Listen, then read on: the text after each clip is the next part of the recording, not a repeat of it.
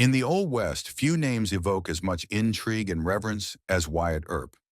Known for his role in the legendary gunfight at the OK Corral, Earp's life was a tapestry of adventure, danger, and unyielding resolve.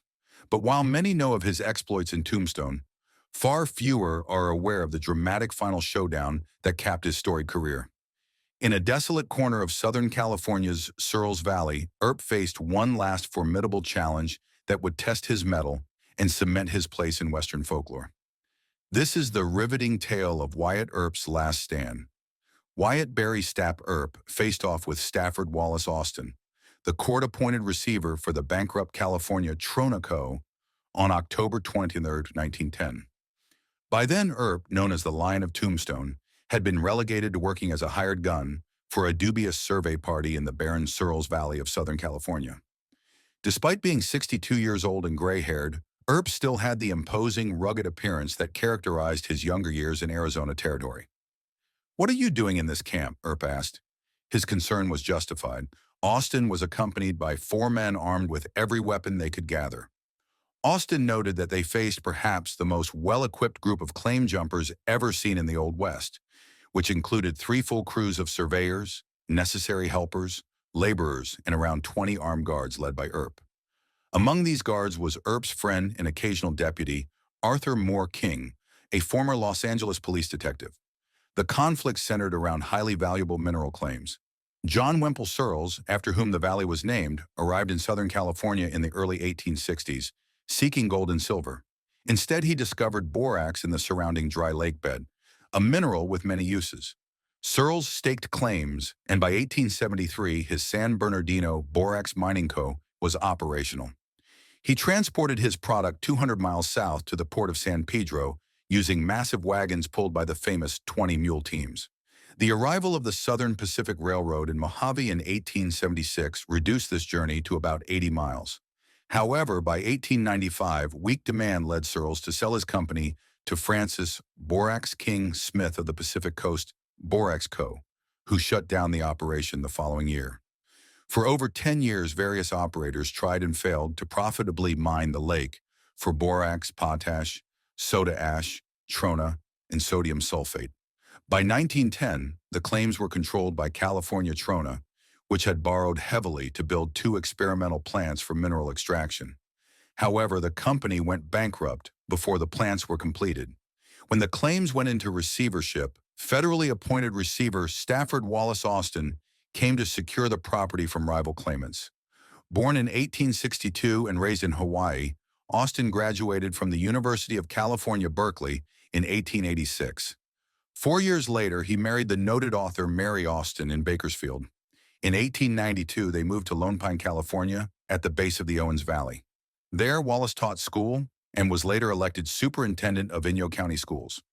In 1905, residents of the Owens Valley united to oppose Los Angeles officials over the city's acquisition of local water rights. Civil engineer William Mulholland had used straw buyers and other deceptive methods to enable the city to divert Sierra Nevada runoff to a reservoir in the San Fernando Valley. When the locals realized what was happening, they tried to halt the project. However, Mulholland and his team had meticulously followed legal procedures. Construction of the Los Angeles Aqueduct continued, and it now supplies 1/3 of the city's water needs.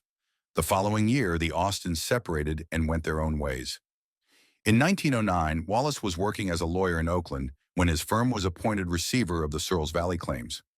Earp's journey to Searles Valley was a long and winding one. After the famous 1881 gunfight near the OK Corral in Tombstone, Arizona territory, and his subsequent vendetta ride, he returned to Dodge City, Kansas, to assist his friend, saloon owner Luke Short, who was facing political troubles. Earp later appeared in Colorado, Idaho, California, Arizona, Nevada, and Alaska, mainly involved in the saloon and gambling business while prospecting for silver and gold. Although he had done his fair share of lawing, as he called it, Earp did not have a particular passion for police work. However, for him and his brothers, it was a reliable, albeit dangerous way to make a living when their business ventures, which often failed, did not pan out. By 1910, Earp was splitting his time between Los Angeles and Vidal, a small settlement in Southern California near the Colorado River, where he had mining claims. The Los Angeles Police Department occasionally hired him and Arthur King for $10 a day each, off the books, to track down fugitives. While the department followed legal procedures, Earp, true to his custom, did not. He and King even retrieved wanted men from Mexico, disregarding extradition laws, and the department did not question their methods.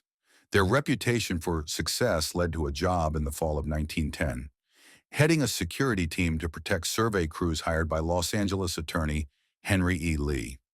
Acting on behalf of an Eastern mineral company, Lee aimed to take over the Searles Valley claims held by the bankrupt California Trona.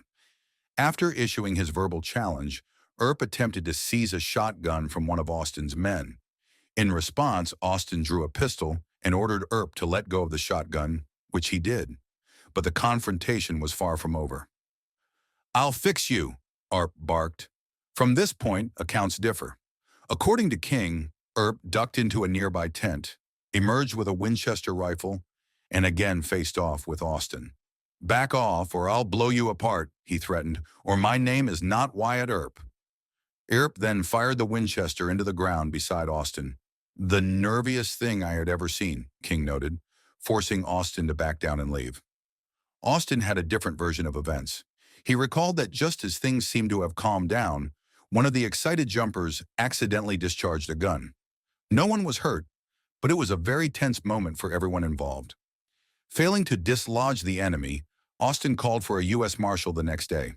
When the Marshal arrived, all the claim jumpers, including Wyatt Barrystab Earp, were arrested and sent home. 2 years later, Lee assembled another survey crew, but a federal court intervened to protect California Trona's claims. Austin's actions kept the company afloat, and the mineral works have remained operational to this day. In 1914, he was appointed Trona's first postmaster, and 4 years later, American Trona, the successor to California Trona, hired him as its Los Angeles office manager. As for Earp, the Searles Valley Potash War was his last known armed confrontation. He spent his later years mingling with Hollywood personalities and attempting to get a film made about his storied life. As we've journeyed through the final chapter of Wyatt Earp's storied life, it's clear that his legendary spirit and determination never wavered, even in the desolate Searles Valley. From Tombstone to Hollywood, Earp's legacy continues to captivate and inspire. If you enjoyed this deep dive into Wyatt Earp's last showdown and want to uncover more untold stories of the Old West, make sure to hit that like button, subscribe to our channel, and ring the bell to get notified about our latest videos. Thank you very much.